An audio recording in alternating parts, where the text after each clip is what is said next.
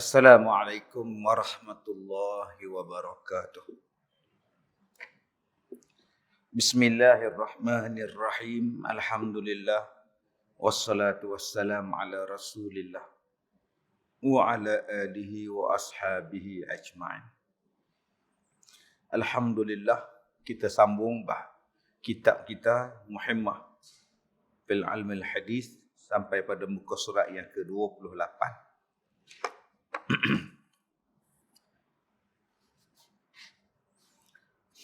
Dan telah mengeluarkan oleh Ibnu Hibban dan Al-Baihaqi. 3 orang yang tiada menerima Allah Ta'ala bagi mereka itu akan sembahyangnya. Tiada mengangkat Allah Ta'ala bagi mereka itu kepada langit akan kebajikan. Baik, kita telah membaca berkenaan dengan apa yang disebut oleh Nabi SAW kepada anak anda baginda Siti Fatimah pada kuliah kita yang lepas. Dan kita sambung pula, ada beberapa lagi jenis manusia yang disebut dalam himpunan hadis. Dihimpunkan, maka jadilah 10 yang akan kita bincangkan pada malam ini. Kita baca dulu yang 3 ni. Yang pertama, 3 golongan yang tiada diterima oleh Allah sembahyang mereka. La yaqbalullahu salatahum. Sembahyang tak diterima. Yang ni ada 2-3 hadis yang berbeza-beza orangnya. Ada hadis yang menyebutkan uququl walidain. Uququl walidain. Orang yang derhaka pada mak bapak. Ada hadis yang menyebutkan tentang mudminun khamrin, orang yang mengekalkan minum arak. Ada hadis yang menyebutkan 3 golongan yang tak diterima sembahyang itu ialah ad-dayus, suami yang dayus. Ada yang ditolak amalannya ialah qati'ur rahim, orang yang putus silaturahim. Jadi ada banyak himpunan hadis berkenaan dengan orang-orang yang ditolak amalan dia, yang tak diterima sembahyangnya. Malah sembahyangnya itu amalannya dicampak semula kepada muka dia tu. Baik. Dan tak dibawa ke langit pun. La tufattahu lahum abwabus sama'. Tak terbuka pintu langit pada mereka. Bayangkan, kalau Allah dah sebut, la tufattahu lahum abwabus sama'. Kita ni yang nak bawa amalan, tengok amalan pun kena reject. Resume kena reject habis. Tender kena reject habis. Yang kita duk susah hati, hak reject dalam dunia. Tapi tak pernah fikir pun yang kena reject di hari kiamat. Allah tolak amalan. Tak ada apa nak bawa di hari kiamat. Sebab apa? Pertama, hamba yang lari daripada penghulunya sehinggalah dia kembali kepada penghulunya. Hamba yang lari daripada Tuhan sehinggalah dia balik pada Tuhan dia. Yang kedua, perempuan yang marah atasnya oleh suaminya sehinggalah redha suami kepada dia. Yang kedua yang sembahyang ditolak ialah perempuan, isteri yang suami marah pada dia, tak redha dengan perbuatan dia, sehinggalah dia minta ampun balik pada suami dia. Dan yang ketiga, orang yang mabuk sehinggalah hilang mabuknya. Sehinggalah hilang mabuknya. Nak berapa hari nak hilang mabuk ni? Arak tu duduk dalam badan tu 40 hari still arak. Setitik dia tu 40 hari ditolak amalan. Bayangkan 1 jam, bayangkan 1 gelas, bayangkan 1 botol. Setitik pun 40 hari, kena sebotol, mau 4 tahun. Dengan sebab minum arak. Jadi 3 golongan ini tidak diterima sembahyangnya, tidak dibawa amalannya ke langit. Baik. Dan suatu cerita bermula sembahyang, orang yang tiada diterima oleh Allah, ada 10 orang. 10 perkara. Lam yaqbalullah. Dia bukan tak sah. Bila Nabi kata tak diterima, maknanya sah. tapi tak diterima. Tak sah lain. Amalan yang tak sah lain, yang tu reject terus. Apa dia? Semayang tak ada wuduk, yang tu tak sah. Semayang tak tutup aurat dalam semayang, koyak kain dia tak sedang, ataupun dia sedang, kain terkoyak. Salah kiblat, tak sah semayang. Orang buka puasa 7.35, dia buka puasa 7.30, tak sah puasa. Orang buat haji di Mekah, dia pergi buat di Pelabatan. Nah, itu tak sah. Tak cukup syarat, tak cukup rukun, menambahkan rukun, itu tak sah, langsung ditolak. Yang kedua, tak diterima. Tak diterima, amalan dia sah, tapi tak ada pahala. Amalan dia sah, tapi tak diangkat ke langit. Amalan dia sah, tapi belum dihitung. Bila dia nak dihitung? Bila dia taubat. Selagi tak taubat, duk terawang-awangan, tergantung-gantung. Nak ke bumi pun tidak, nak ke langit pun tidak. Itu nama dia awang-awangan.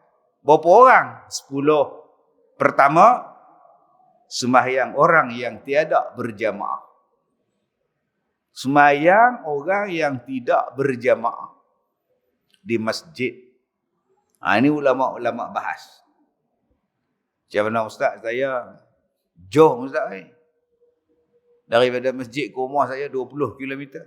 10 km. Jauh ustaz. Macam makcik ustaz. Macam mana makcik pula? Makcik tak pergi sembahyang jemaah di rumah. Makcik duk jaga cucu. Yang kata, yang kena mai sembahyang jemaah di masjid tu apa? Orang lelaki yang mendengar suara azan, maka tempat sembahyangnya di mana? Di masjid. Maka ulama bahas lagi. Zaman sekarang ni suara azan di mana? Kena speaker ni. Beli ke Australia pula 5 km berdengar. Maka azan yang didengari dengan suara asli daripada muazzin, maka kena datang ke masjid. Sebab tu dulu-dulu orang sembahyang atas menara. Apa nama azan di atas menara. Ataupun dia naik atas bukit. Ataupun dia naik atas sutuh. Ataupun dia naik atas bumbung. Macam satu masjid di Australia tu saya pergi ceramah. Satu masjid di Australia. Dia tak ada macam kita ni. Panjang menara satu masjid tu. Saya tengok Tok Bilal tu dia naik, keluar ke pintu naik. Rupanya dia duduk bang atas bumbung. Atas sutuh. Atas beranda. Tingkat atas. Allahu Akbar. Allahu Akbar. Orang Pakistan. Duduk bang atas. Macam kita ni. Tak payah dah. Kita guna speaker atas. Dia orang pula naik tangga. Naik tangga menara tu.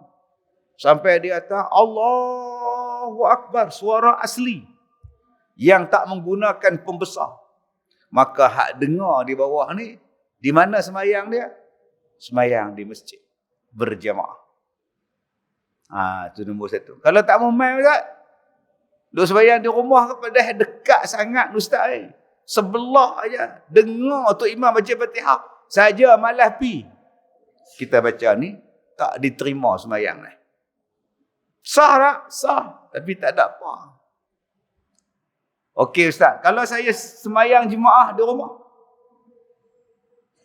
saya jadi imam pada isteri, pada anak-anak buat di rumah, boleh tak? Boleh.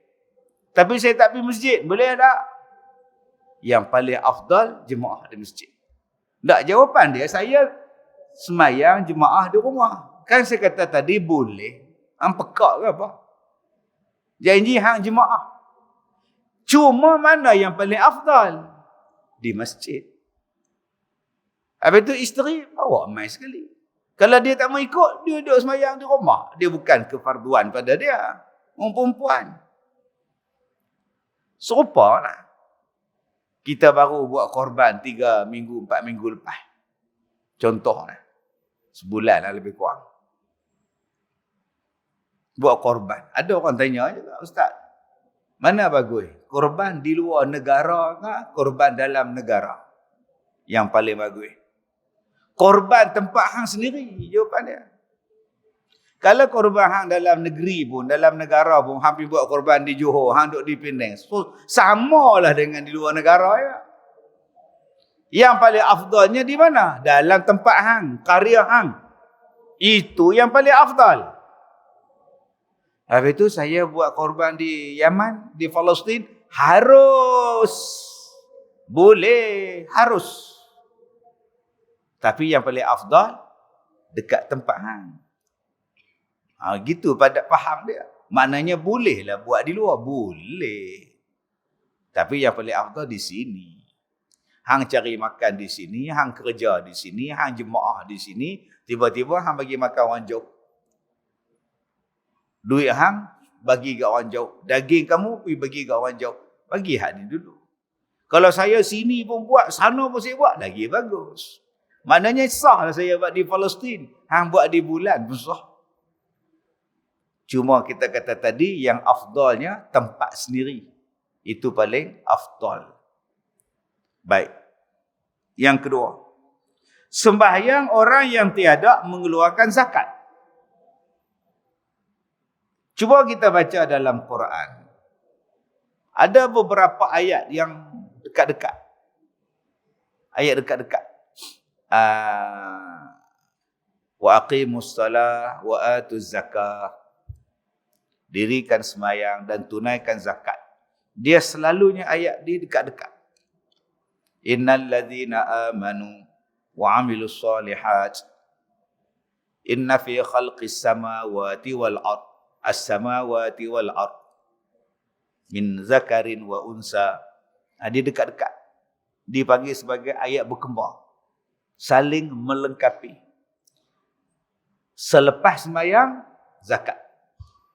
Selepas sembahyang, zakat. Sebelum perkataan sembahyang, sebelum perkataan zakat, sembahyang. Apa maksud? Sembahyang. Kamu nak diterima sembahyang? Bayar zakat. Bayar zakat, tak sembahyang, zakat tak diterima. Sembahyang, tak bayar zakat, sembahyang tak diterima. Dua-dua kena buat. Barulah diterima kedua-duanya. Ada orang yang bayar zakat, sembahyang tak. Ada orang yang puasa, sembahyang tidak. Malah ada orang yang pergi buat umrah, sembahyang tidak.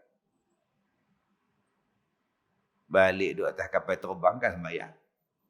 Nak kata sembahyang hormat waktu ke apa ke, tak sembahyang. Bila kita tanya dia, pakcik tak sembahyang?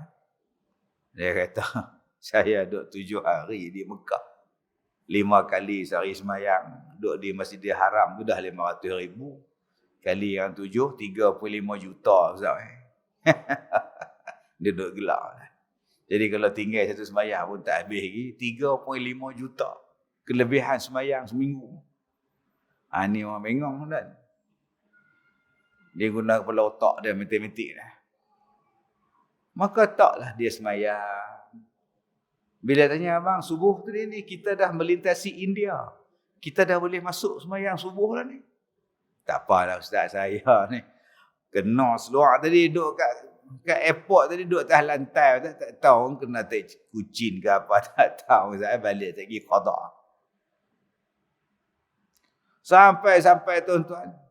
Di Malaysia. Bila sampai dah masuk waktu. Tak sembahyang lagi. Pasal apa? Tunggu air Zam-Zam. Sangkut tak mana. Tak Zam-Zam mana pun. Dia tak jadi Al-Kazam. Dia Zam-Zam je. Duk tunggu dekat beg duk pusing kat airport. Tak sembahyang. Kita kata pergi sembahyang dulu. Tak apa. Tak apa saya takut tak dapat ayat Zam-Zam orang ambil pula.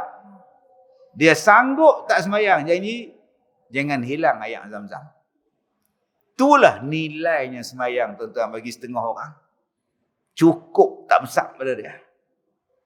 Macam mana nak jadi hamba Allah? Sembahyang bagi dia tak penting. Sedangkan nombor 1 tu penting. Macam kita. Tuan-tuan kena cakap dekat plus cakap dekat kerajaan negeri Pulau Pinang. Kena ubah lah jalan tol Lebuh Raya tu. Daripada Juru tu. Nak mai ke tempat tuan-tuan ni. Orang hak nak pergi Alustar pun jam. Orang nak pergi Bertam pun jam. Nak lalu kot Batu Work tu. Seberang Jaya tu. Sungai Dua tu. Jam hak keluar daripada pulau. Hak keluar pada jambatan. Hak mai pada Lebuh Raya. Tuan-tuan kena buat satu lagi laluan. Daripada Kuala Lumpur straight. Sampai Tol Sungai Dua. Yang mana nak masuk Pulau Pinang, Seberang Jaya, masuk kiri. Hak mana nak pergi Lostak, nak pergi Kangang, apa semua tu, masuk kanan. Ni kami ni, hak tak pernah nak pergi ke Batu Work, Seberang Jaya, duk nganga sekali. Bilalah kot ni. Duk jam. Kena buat lah. Kerajaan Perak pun kena buat dah. Asal lalu terowong, aksiden. Asal aksiden terowong. Duk lalu kot bukit tu, kena lori mampus brek. Brek tak makan, posa. Rodok habis orang. Hak baru ni tin sadin terwok. Duk peperak, duk pijak tin sadin. Jam, berapa jam tu. Pilah buat jalan-jalan baru. Terbit daripada Taiping, tembus sampai Gopeng. Habuan orang nak pergi ke Kuala Lumpur. Taklah jam. Duit tak ada, Ustaz Aid. Duit tak ada apa, Sukan Commonwealth hang boleh hantar. Beratus juta belanja. Tuan-tuan ingat, Sukan Commonwealth tu sikit punya duit ke? Ambil duit peruntukan sukan tu, pergi buat Lebuh Raya baru. InsyaAllah tak jam. Dia keluar daripada ofis dia pukul 5. Dia tak sembahyang asar ni. Rumah dia di mana? Rumah di Sungai Dua. Sampai di rumah, elok bang maghrib. Dia qada asar dengan maghrib. Tiap-tiap hari macam tu. Melainkan Sabtu Ahad cuti. Bila kita tanya pasal apa tak sembahyang asar, dia kata jam lah. Orang turun jambatan tu, start tang situ lah. Kata, saya apa? Iyalah Ustaz faham tak jam? Faham? Macam mana saya nak sembahyang? Saya dalam jam. Kalau hang dah tiap-tiap hari jam, pak siapa hang tak sembahyang kat pejabat hang siap-siap? Itulah jawapan dia. Sembahyang ni lagi awal daripada jam. Sembahyang ni lagi awal daripada buat highway tu. Sembahyang tu lagi lama pada umur hang. Kalau hang dah tahu, aku ni akan beradak jam dekat highway tu, sampai di rumah 7.50, 7.45 tu confirm dah tiap-tiap hari macam tu. Hang semayang di office hang sebelum hang balik. Sebelum hang paskat ke, hang tamprin ke apa bala ke, semayang siap-siap asak, lepas tu balik. Jam lah dekat highway ke, atas jambatan ke, aku dah mayang asak dah. Tak apa dah. Aku habiskan dulu semayang. Aku utamakan dulu semayang. Yang ni baru betul. Lepas akad nikah buat apa? Saya ni dah tempah lah. Fotografer. Buat apa? Ni nak ambil gambar wedding. Di mana? Kat taman. Taman Buluh Perindu. Akad nikah pukul apa? Pukul 12. Lepas tu pergi rumah makan nasi pukul 2. Janji pukul 3. Dan mayang zuhur lah. Hak tu nak tanya lu. Dah fotografer tu Cina saya dia kan tahu apa. Dah lah memanglah dia tak tahu apa. Hang lah kena bagi tahu dia. Kami nak semayang lohong lu. Boleh tak buat pukul 9 pagi? 9 pagi tak ada waktu wajib. Sepatutnya begitu. Utamakan semayang dulu. Jadi tuan-tuan yang saya hormati, boleh tak kita letakkan keutamaan kita, imaduddin kita ialah as-salah. Jangan kita duk tak bayar zakat tapi rajin sembahyang. Ada yang zakat emas, ada hak zakat KWSP. Duk bergaduh 10,000 hak apa nama ai apa semua kena bayar zakat lah Ustaz. Duk tanya lah. Dekat 5 ustaz dia tanya. Ustaz ni saya ni dah buat keluar ni ai sinar lah, ai apa bala semua ni 10,000 duit ke duit SP. Dapatlah ni nak tanya tu bayar zakat tak? Ustaz tu kata bayar bila senang cerita. Tak ada tapi duit tu baru dapat sat-sat dia tak cukup setahun lagi. Bayarlah duit tu dah lama dah kumpul. Baru keluar sat-sat tapi lama dah kumpul, bukan sat-sat dah lama lah. Tak puas hati pula tanya ustaz tu pula. Ustaz tu kata tak payahlah sebab kita buat keluar tu pun bukan saja ada benda kita nak beli. Kita ada hutang lah apa semua lah, tak payah bayar lah. Yang ni aku nak dengar. Mai pula kawan dia kata ustaz tu kata kena bayar. Tanya lagi tu ustaz pula. Berat sangat ke RM250 daripada RM10,000? Kalau ada kata tak payah bayar, aku niat bayar juga. Malam-malam lena tidur. Kena ke tak kena aku bayar? Tak kira lah. 250 je daripada 10,000. Tapi hati tenang, jiwa tenang, seronok. Ni dah habis dah duit tu. Mai dengar ceramah, hak ni kata bayar, kawan kata aku bayar, kawan ni kata aku tak kira, aku bayar. Dia seorang tak bayar, malam-malam duduk hati dah. Persoalan nak bayar tak bayar tu biar ambil mereka lah. Tapi kita ambil ketetapan untuk kita. Supaya mengambil langkah selamat. Nama dia apa? Ikhtiyat. Ambil langkah ikhtiyat, aku bayar siap-siap. Selesai masalah. Keluar daripada khilaf. Akhirnya jiwa jadi tenang. Tuan. Nombor 3. Sembahyang orang yang berbuat zina. Orang yang zina ni, seolah-olah dia buka baju, dia londeh kain. Apa dia tu? Dia membuka, dia membuang, iman dia terlucut macam dia buka baju, dia buka kain. Iman dia tak ada. Orang yang berzina. Macam tak ada iman, macam kita pergi buka baju, tak ada apa. Macam tu orang berzina. Kalau dia ada iman, dia takkan berzina. Tak ada iman. Allahu Akbar. Saya ni boleh buat buku, cerita macam-macam. Boleh buat buku, tuan-tuan. Aib orang. Main menangis-menangis depan. Orang handsome, tinggi, tegak, badan sadar.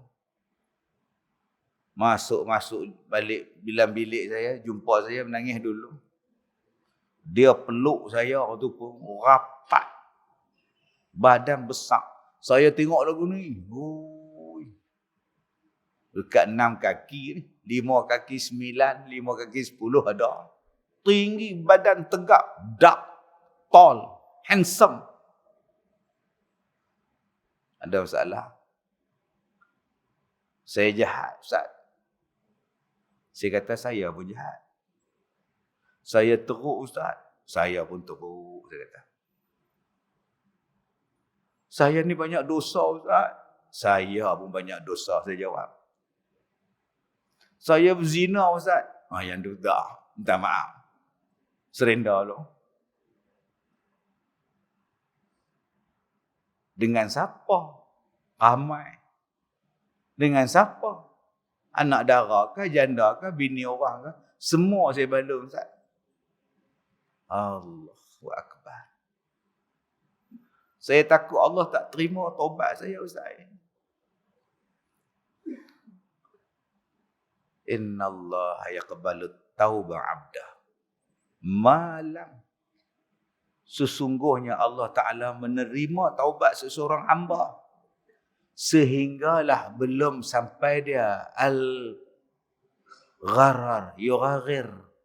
Sebelum sampai ghararah, Allah terima taubat. Sebelum sampai nyawa pada ghararah, Allah terima taubat. Besar mana pun dosa bang, pilah taubat pada Allah. Hak lain-lain saya tak mau dengar.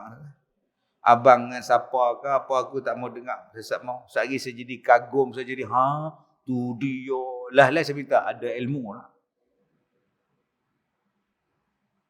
Saya. Pergi balik.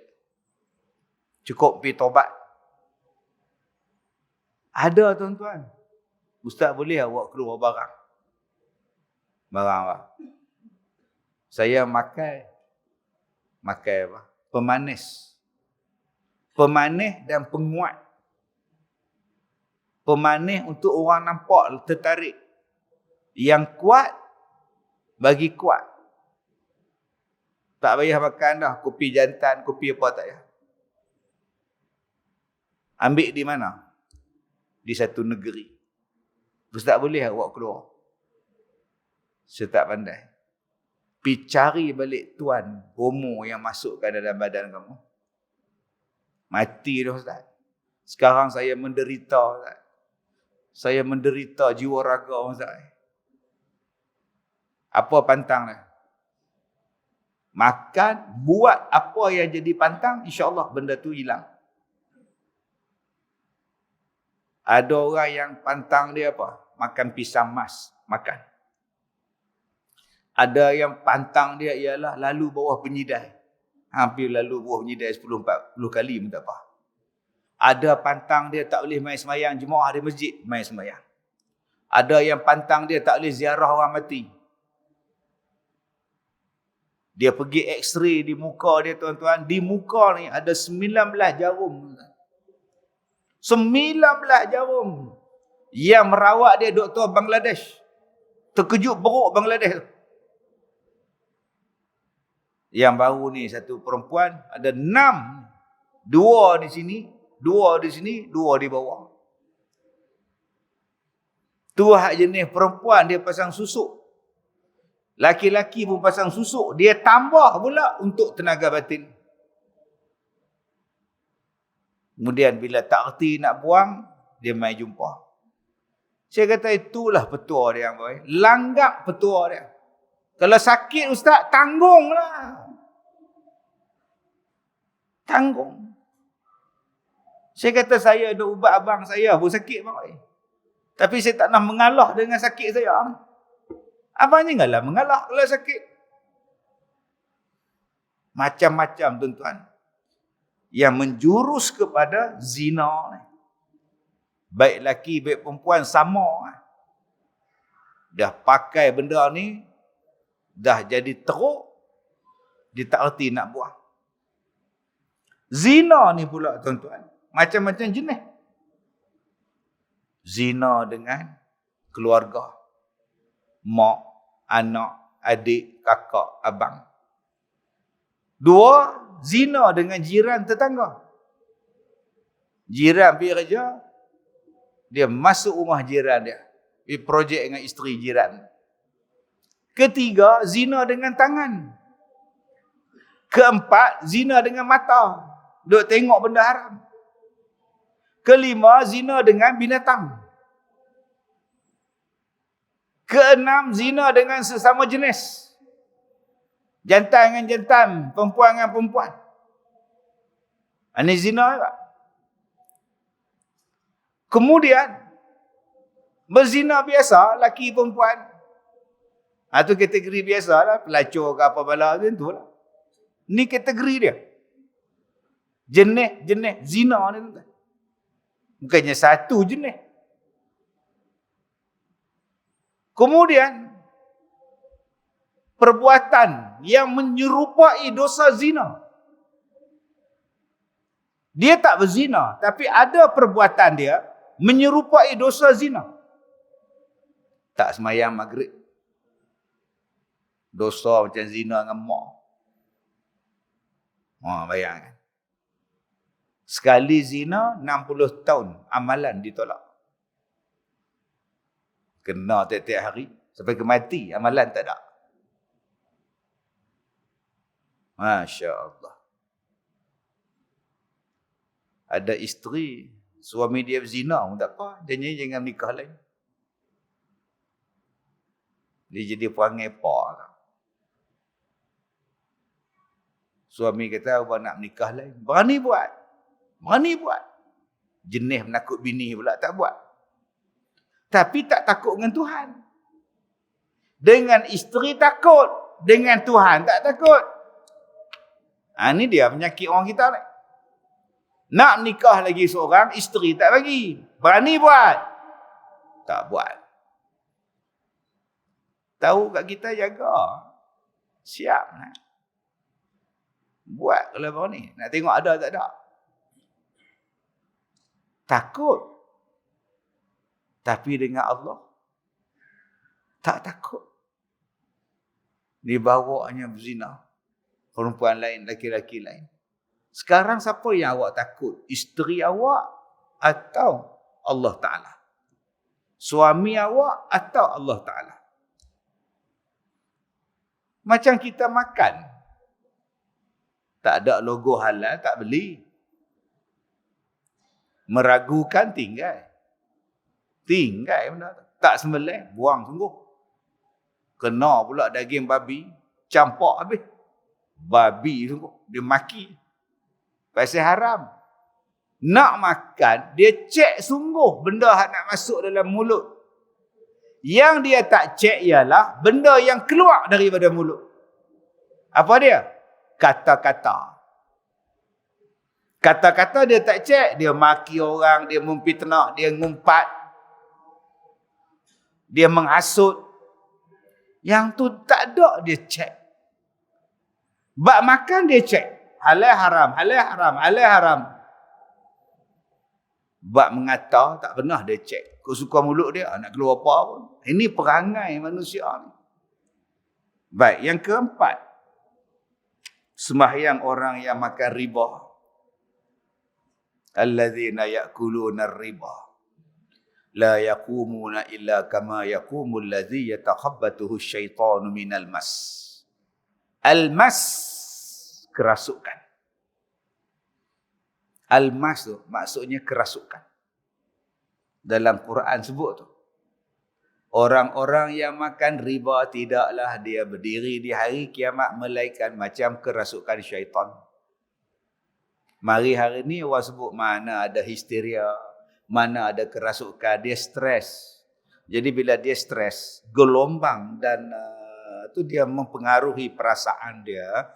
So dia akan melakukan sesuatu ya di luar tindakan dan kawalan dia. Dan ini kita panggil ya sebagai histeria. Sebenarnya tidak ada apa-apa pun, cuma dia ada gangguan, mungkin perasaan dia sedikit tertekan ataupun anxiety ya.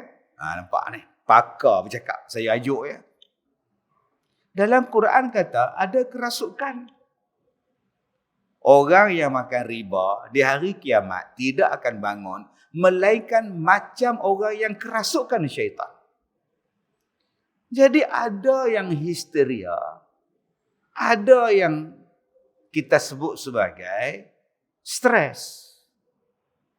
Dengan sebab dia stres, dia menjerit. Dan ada yang mengada-ngada. Baik. Kita nak tahu dia kerasukan syaitan. Macam mana nak try? Surah Al-A'raf ayat 13. Qala fahbit minha fama yakunu laka an tatakabbara fiha fakhruj innaka minas saghirin. Okey, kita tengok reaction dia. Apa reaksi dia? Katalah budak tu duduk menjerit. Duduk menjerit. Abang, anak kita menjerit ni. Tak apa anak jiran. Tolonglah haji orang masjid. Tolong tengok anak saya. Kita pun tengok anak dia. Waktu duduk menjerit. Tuan Haji tak baca apa-apa ke? Dah suruh tengok, aku tengok. Jenis Pak Haji bodoh. Tak ada suruh tengok. Jadi apa yang tuan-tuan nak baca selain daripada tengok? Qala fahbit minha fama yakunu laka an tatakabbara fiha fakhruj innaka minas saghirin. Dia buat bodoh, budak nyerin. Maknanya dia tidak kerasukan. Ayat ni termasuk di dalam 10 ayat yang paling ditakuti oleh syaitan. Ayat bagaimana Allah menghalau iblis daripada syurga. Kalau tuan-tuan berani, tuan-tuan try hafal ayat ni, baca pada orang yang kerasukan. Bila kita baca ayat ni, dia tengok muka kita, lagi terbeliak mata dia. Kadang-kadang dia mengundur pula, tolong. Maknanya dia kerasukan. Atau lagi dia melawan, terbeliak mata dia. Lagi menjerit. Itu kerasukan. 2. Bagaimana kita nak tahu dia kerasukan ataupun tidak? Lihat. Telefon hospital bahagia Tanjung Rambutan. Hantar ambulan. Tolong hantar ambulan ni. Ada orang ni dia macam gila lah. Minta tolong hantar. Boleh hantar ya? Okey, telefon hospital Seberang-Jaya dulu. Kemudian, hospital Seberang-Jaya akan hantar ke hospital bahagia Tanjung Rambutan lah.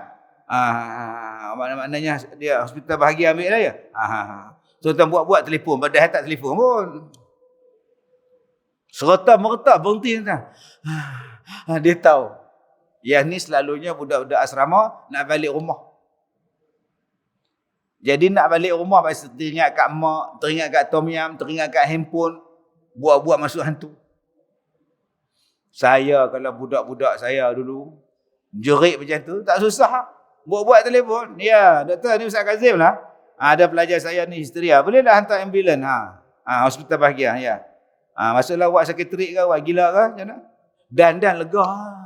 Allah. Tak suruh mengucap pun. La ilaha illallah Muhammadur Rasulullah. Lega lah. Tapi tidak. Dia bohong, tuan-tuan. Dulu-dulu orang nak tahu dia tu masuk hantu ke tidak, dia ambil lada hitam. Boh celah. Kuku dengan celah isi ni. Tekan lah. Tekan kuat-kuat. Cakap. Siapa tuan hang? Cakap. Tak mau, sakit. Memang sakit lah tahu. Yang tak masuk hantu pun sakit. Mari saya tekan kat tuan-tuan. Lagi dia cakap, lagi Tok Bomo tu tekan. Menjeritlah kawan tu. Bila kawan tu menjerit, sakit. Dia akan jadi hujung. Cara nak melepaskan diri daripada lada hitam tu apa? Cakap. Nak melepaskan diri siapa dia? Dia akan bagi tahu apa yang orang tu nak. Cakap, siapa tuan hang? Orang sini ya. Siapa dia? Ustaz Kazim. Dah. Ustaz Kazim buat dia. Tak pasal tuan-tuan. Bukannya susah nak tahu dia masuk hantu ke tidak. Sekarang ni ada gerakan batin. Bila ada orang nak tumbuk dia, terlentang. Bila ada orang main serang dia, terlentang, terguling-guling. Sekarang dah ada. Dulu nama dia Nasrul Haq. Tuan-tuan ni lapis muda. Saya ni lapis tua. Saya tengok depan mata saya tuan-tuan. Nasrul Haq. Tahun 70-an. Pokok pisang tu. Dia bersilap. Putih. Tumbang. Masya Allah. Ilmu apa? Saya masa tu umur 7 tahun, 8 tahun. Duk tengok dia buat pertunjukan malam-malam orang belajar dia. Buat. Pom, tumbang. Jadi hari ni jumpa balik ilmu ni. Kita duk tengok dalam YouTube banyak. Belajar. Tumbang. Main seorang dia, tolak tumbang. Hebat ni. Main pensulap merah pula. Hak pakai rambut merah, baju merah tu. Ini bohong. Tak apa-apa. Ini semuanya bohong. Macam-macam tuan-tuan. Dia tak jumpa lagi. Jumpa jenis hak Nasrul Haq tu. Terbelah hak. Diharamkan ilmu tu tuan-tuan. Depan mata saya. Ini sejarah. Lepas tu saya tak jumpa depan mata saya orang macam tu. Tetapi ayat 13 surah Al-A'raf. Saya mengajak hari itu lepas satu masjid di belah-belah Mata Nyangguih tu. Belah Masjid Batu. Ada satu anak dia kata, Ustaz, mak saya kerasukan, boleh tak mai tengok? Saya kata boleh lah. Tengok boleh. Masalah apa? Tengok kan yang sakit. Dia kata tolong tengok ni lah. Maksud saya tolong ni lah. InsyaAllah. Kalau tengok siapa dia tengok. Sampai di rumah dia. Duk menjerit dah. Cakap siang. Tak tahu siang tak siang. Kadang bohong kan. Duk pai. Semua boleh tahu. Duk pai. Semua boleh tahu. Hak tu dia belajar kedai siang pun. Saya bila dengar dia duduk menjerit, duduk serilat tu tuan-tuan, driver saya dengan PA saya kata, "Ustaz, boleh lah kami duduklah kereta, kami tunggulah ni lah. Tunggulah kereta lah." Oh, pandai nampak. Betul lah kat aku. Masuk dia tengok muka saya. Kamu pun mai juga Kazim. Baik, kenal saja pula hantu siap ni. Saya baca doa ni. Qala fahbit minha fama yakunu laka an tatakabbara fiha fakhruj innaka minas saghirin.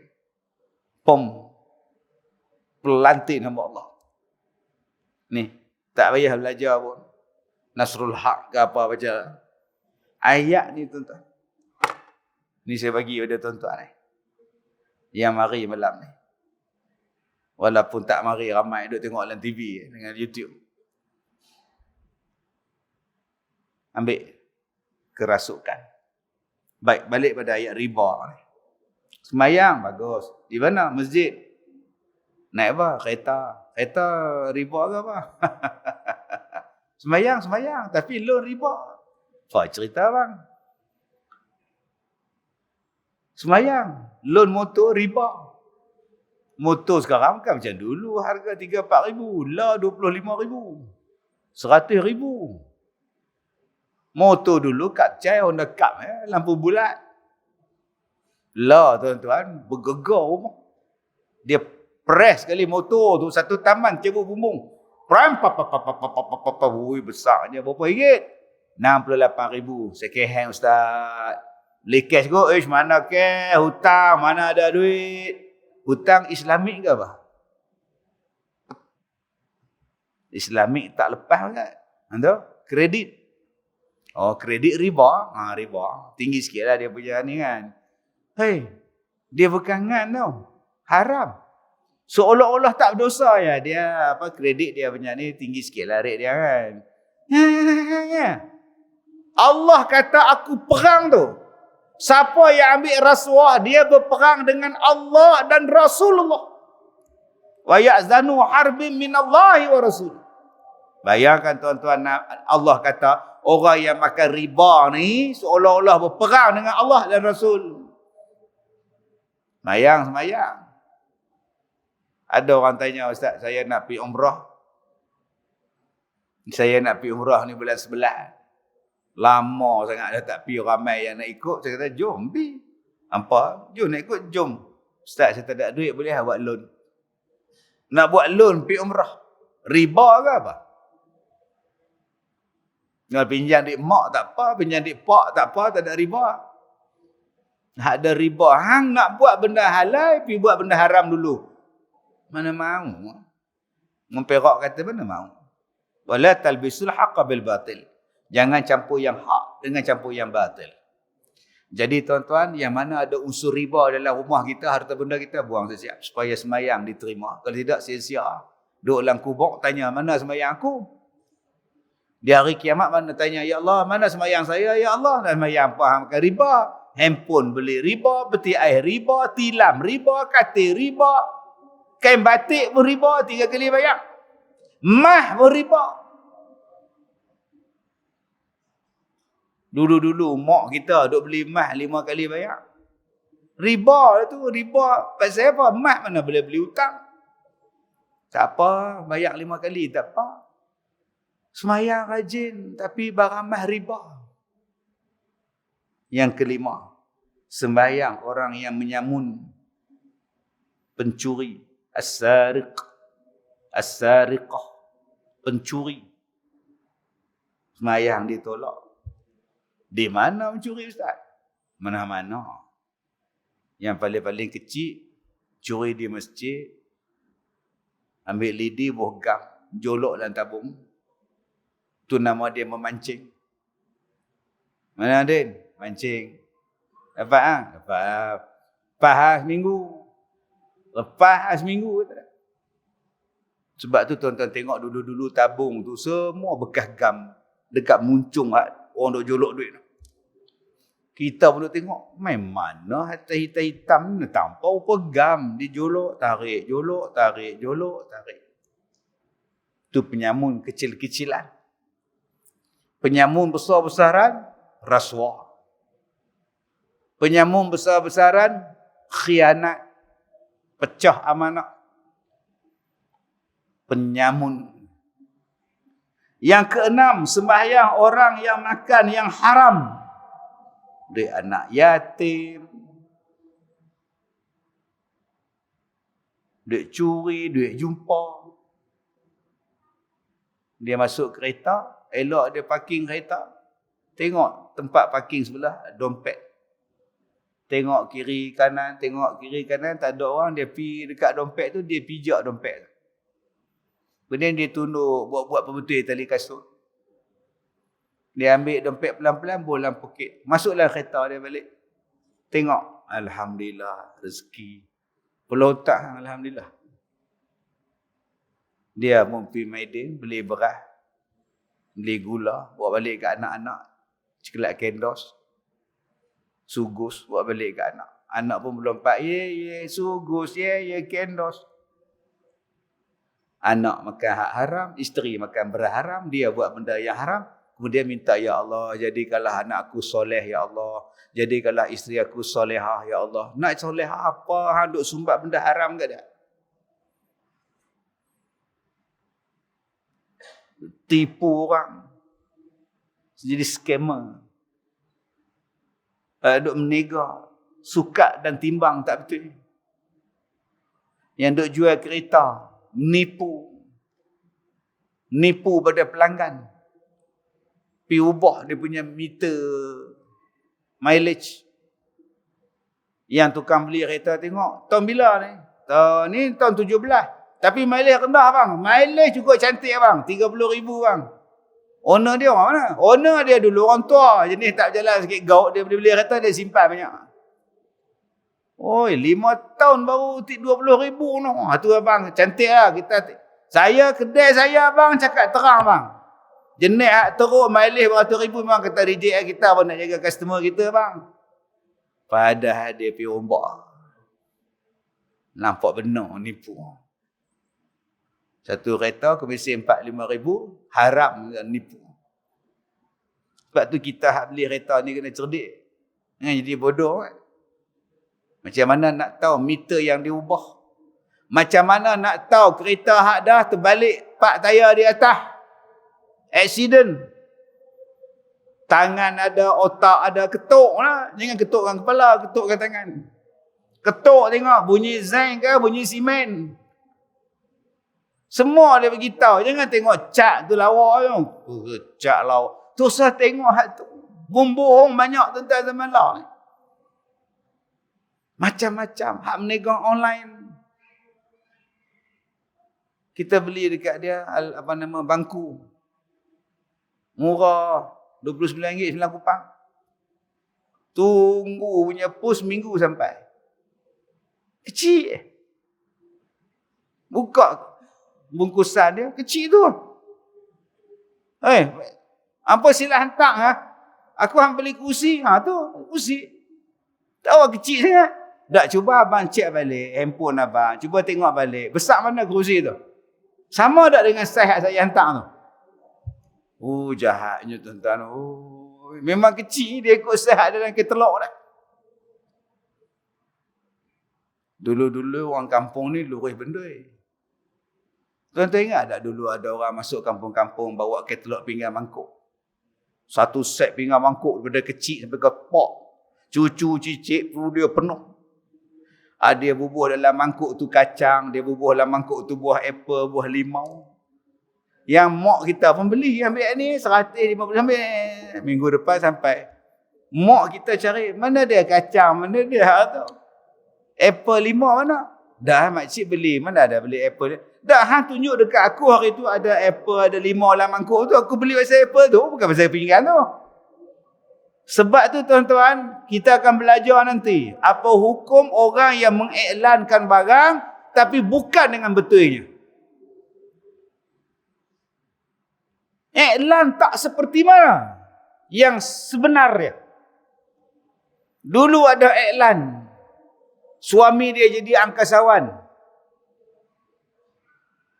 Isteri dan unit kawalan di bumi ni duk cari suami dia, lost contact. Tak dapat. Tak dapat nak kontak angkasawan di angkasa. Isteri dah gelisah dah. Manalah laki aku, buat apalah laki aku. Tiba-tiba isteri dia bangun. Dah cuba telefon bimbitnya. Pegawai-pegawai dekat unit kawalan tu pakat duk telefon. Suami dia tengah makan pisang. Halo, kami mampu menghubungi anda walau di mana juga anda berada. Itu iklan. Padahal duduk di kampung kita, line tinggal satu bar. Saat ada, saat tak ada, saat ada, saat tak ada. Tapi yang iklan dalam radio, dalam TV, kami mampu hubungi sampai ke angkasawan tu. Kita pun pergi belilah line dia. Bila beli tuan-tuan, kita jadi sawan, bukan angkasawan. Apa hukum tu tuan-tuan? Ada tak termasuk ni benda yang haram ni? Tak jadi haram, jadi syubhah perniagaan. Belum masuk lagi influencer yang duk jual produk macam-macam. Gunakan produk ini. Dia mampu mencerahkan wajah anda dalam tempoh 5 hari saja. Gunakan. Masuk 10 hari, muka pun tak ada. Relai habis daging ni. Dia bubuh bahan kimia apa. Memang putih. Hari pertama putih pun tak. Masuk hari ke-8, merah. Lepas merah, hitam. Lepas tu tak keluar rumah. Hambuh produk apa ni? Timbang kilo ke apa? Jaga-jaga tuan-tuan. Kita tertarik dengan duit dia yang bertimbun. Siapa yang nak order cepat ni? Banyak orang order ni. Duit bertimbun-timbun. Berkepul-kepul. Rupanya duit 100 hak depan. Hak belakang tu semua kertas. Kertas kosong semua. Berhati-hati tuan-tuan ni. Orang hak menipu. Dia dapat duit haram dengan perniagaan dia. Mai semayang pula. Lagi tak diterima semayang. Yang ke-8, yang ke-7. Sembahyang orang yang memakan dan meminum yang haram. Sama lah. Tuan-tuan mungkin tuan-tuan tak jumpa noh. Orang hak makan babi. Orang Melayu kita, Islam kita. Saya jumpa. Sebab tak salam kena. Perempuan. Dia kata, Ustaz, saya makan babi. Menong tuan-tuan. Anak darah. Bukan janda. Mari kat saya nak buat petua macam mana nak hilang ketagihan makan babi. Allah. Ustaz, saya suka makan babi, Ustaz. Bukan babi. Babi. Baru nampak kotor. Kalau hang sebut babi, bunyi macam habi. Habi. Babi. Nampak halus. Nampak. Sebut babi. Baru nampak geram kan. Saya ni Ustaz ketagih babi. Baru betul. Nampak kotor tu. Yang kau makan buat apa? Dia orang Semenanjung. Pergi kerja seberang. Hak belah sana. Tak duduk Semenanjung. Kerja belah sana. Kawan dia. Orang hak makan tu. Waktu rehat tengah hari. Makan kawan tu. Makan kedai ni. Makan kawan ni. Dia Islam. Dia halal. Kawan-kawan dia ikut. Mai satu hari. Kawan-kawan dia tak Islam. Dia kata. Jomlah. Join kita orang. Kita orang sini makan banyak sedap. Tak boleh, saya tak makan itu pork semua. Ini you tak ada pork pun tak apa, you ambil sajalah. Veggie pun you boleh ambil. Mula-mula makan sayur itu. Tengok kawan duk makan bagus punya tuan-tuan babi serung. Sambil duk makan, sambil duk nyembang. Tempiah gamaknya babi kat muka dia. Try. Sedap. Makan dulu. Makan sedap. Itu punca. Sampai dia beli babi kat market, simpanlah peti air dia. Malam-malam lapar buat nasi goreng. Nasi goreng babi. Kau tak geli ya? Saya kata dia, kau tak geli ya? Ini yang datang jumpa Ustaz. Minta Ustaz ubatkan ketagihan saya makan babi. Allah, kau kita ni sebut babi pun naik geli, beremang. Tuan-tuan kalau naik di highway, lori babi potong. Naik motor pula macam.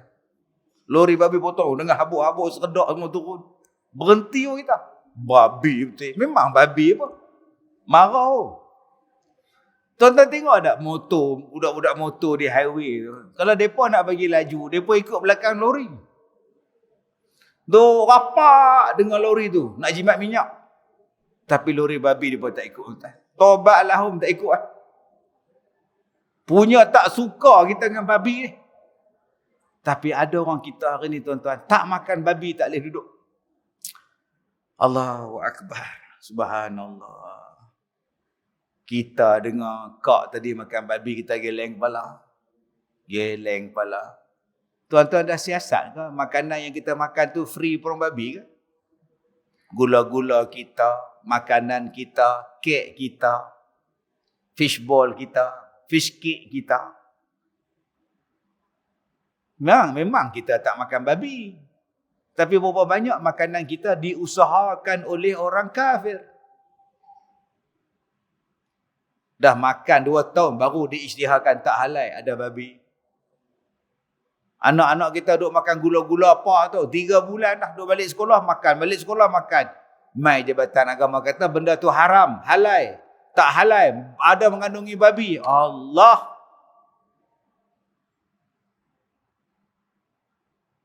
Baik. Kemudian sembahyang orang yang menjual yang haram. Dia jual apa? Ular sawah. Dia pasang perangkap. Babi masuk. Dia panggil orang hak makan babi, main tembak. Pong, mampus babi hutan. Boh, atas raga motor dia, belakang seat, naik pergi pekan. RM50. RM50 itu haram. Saya duduk di kampung, apa yang saya tengok? Saya tengok lori pickup. Dulu nama dia Storm. Hilux tak ada ke. Storm lah dulu Mitsubishi. 4-5 orang duduk di belakang. Duduk pegang sambil duduk tengok depan. Ada duduk kiri kanan pegang. Pergi mana pok-pok ni? Rupanya pergi tembak babi. Sehari petang balik. Babi tu pula tutup dengan daun pisang. Yang duduk belakang tu orang kita. Hak duduk depan tu orang hak ni lah, hak duduk makan babi. Apa kena mengena orang kita ni? Rupanya mereka ni adalah pasukan sorak. Tuan-tuan ingat pasukan sorak ni ada tengok bola je, pasukan sorak. Tengok babi pun ada sorak. Hang duduk sana, hang duduk sini, hang duduk sini. Sorak. Babi tu takut, lari. Dia tembak. Masuk lagi, babi. Dia bagi babi tu takut. Upah sorak tu tuan-tuan, berapa ringgit dapat? Yang tu pun haram tuan-tuan. Dah kalau ustaz boleh bagi saya 100, tak apa, saya tak sorak dah. Kan masalah tu, masalah dia tak boleh. Hukum dia haram. Hang jual benda haram. Okey, lainlah kalau benda tu ada manfaat. Walaupun tak dimakan, tapi ada manfaat. Tak apa. Hang jual apa? Jual cacing. Nak buat apa? Mancing ikan. Tak apa. Hang jual apa? Kucing. Tak apa, sah jualan dia. Pasal apa? Pasal kucing tu jaga rumah. Hang jual apa? Rimau. Tu kena cek balik. Rimau ada faedah apa? Dia boleh belah tak rimau? Belah. Tengah dia tak ada makanan, dia makan hang. Bomba mai cari duduk dalam perut dia. Ada benda hak boleh jual walaupun tak dimakan. Walaupun benda tu haram dimakan, tapi kadang-kadang harus dijual sebab ada manfaat. Seperti menjual beruk pandai. Educated beruk nama dia. Diplomanya. Beruk tu diploma banyak pokok. Ayat. Nampak tu. Tukang beruk. Kiri. Tengok. Dia buat pula dia buat. Kiri. Nampak tuan-tuan. Pernah tengok orang mengajar beruk. Di kampung saya dulu, tukang ngajar beruk nama dia Li Ceduh. Mana hak tangkap beruk di hutan, dia tolong ajar. Sampai boleh panjat. Buat keluar pun. Nyok. Pandai Pak Cik Li. Jangan buat, duduk dia beruk tu. Mari jalan. Sebab tu kadang-kadang dia pergi ambil upah banyak nyok. Beruk dia mesti dalam raga dia. Raga motor dia. Dia takkan duduk di seat belakang. Sebab bila kita panggil dia main panjat pokok nyok, orang hak panggil dia kata, beruk sampai dah. Kalau dia tak di belakang dia beruk. Faham tak? Sebab tu dia kena duduk dalam raga. Beruk sampai dah. Tak apa, beruk dia hak depan. Sebab tu dia beruk depan. Baik, beruk jenis tu boleh jual. Pasal dia ada manfaat. Dia pandai, panjat nyok. Tapi beruk hak baru ditangkap, hak bodoh lagi tu, tak tahu apa, duduk dalam hutan lagi tu, jangan duk jual apa. Sebab dia tak ada manfaat. Dia makan orang, dia tokok orang, dia gigit orang, dia pandai. Tu kena tengok. Mana benda yang ada manfaat, benda yang tidak ada manfaat. Baik. 9. Sembahyang hamba yang lari daripada Tuhan. Dalam kitab dalam dia sebut, sembahyang yang ke-9 ni, menempati seorang suami yang saja tak mau bagi nafkah pada isteri dia. Kalau kita buka yang lain. Duit ada, kerja ada, tak bagi nafkah. Sembahyang rajin, malas ya mak. Tak bagi nafkah pada hak isteri dia. Yang ke-10, sembahyang perempuan yang masam mukanya. Atau derhaka. Atau yang bertutur dengan marah kepada suaminya. Subhanallah. Akak-akak kita tadi duk dengar hak nombor 1 sampai nombor 9 duk hangguk. Saya kena kat orang lain. Mai kena hak 10. Tak guna teh. Baru aku bergaduh dengan lelaki aku nak turun masjid ni. Suami tak apa nak dengar. Saya nak semayang isyak sini ke, nak perhabis balik ke macam mana? Tak dengar suami tu. Nak semayang ke, nak dengar ceramah ke, lepas maghrib balik ke, nak dengar ceramah lu. Buat bodoh eh. Oi, orang tanya ni, nak semayang sini ke, nak balik ke, nak dengar ceramah Ustaz Kazim? Dia pekak. Tak apalah kuat tinggi pun pasal dia pekak, tapi jangan dengan benci. Dah makcik tak benci Ustaz, oi. Makcik kena tinggi suara, pasal dia tak dengar. Betul, saya terima. Tapi, cuba makcik ulang balik dialog selepas tu. Nak sembahyang maghrib sini, kan nak tunggu sampai habis ceramah. Suami pekak tak dengar. Oi, nak sembahyang sini kan, lepas tu balik kan nak tunggu sampai habis ceramah. Pekak payah sungguh. Nampak. Tadi akak kata, akak cakap kuat sebab dia pekak. Hak lepas tu tak ada kena-mengena dengan kepekakan, kebadakan suami tu. Akak pi kutuk dia, pi maki dia, bodohnya jadi pekak lah. Nampak tak? Yang tu yang jadi banyak tu, bertutur dengan kasar kepada suami dia. Habis itu Ustaz, kalau suami bertutur dengan kasar pada kami, isteri-isteri dia, ambil nombor 9 tu. Sama. Isteri untuk disayangi, bukan untuk dimarahi. Isteri untuk dijaga, dibelai, dikasih, bukan dibenci. Fa'imsakum bima'ruf aw tasrihum biihsan. Kalau kamu rasa kamu sayang isteri kamu, bela elok-elok. Kalau dah rasa tak boleh hidup dengan dia, pergi lepaskan dia baik-baik. Jangan pukul dia. Jangan seksa dia. Banyak benda dia boleh buat lagi kalau kamu lepaskan dia. Kadang-kadang dia lebih senang hidup seorang dia. Kadang-kadang dia dapat jodoh yang lebih baik daripada awak. Islam ajar pada kita kebaikan. Baik, insya-Allah kita jumpa lagi pada kuliah yang akan datang, insya-Allah, tandakan di situ.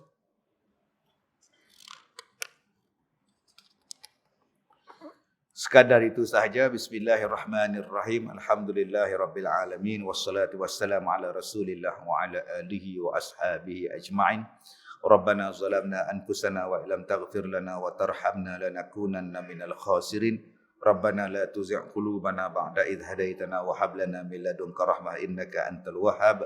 Rabbana atina fid dunya hasanah wa fil akhirati hasanah wa qina adzabannar. Wassallallahu ala sayyidina Muhammad wa ala alihi wa ashabihi ajma'in. Alhamdulillahirabbil alamin. Assalamualaikum warahmatullahi wabarakatuh. Saya minta maaf jika terkasar bahasa. Allahumma shalli ala Muhammad.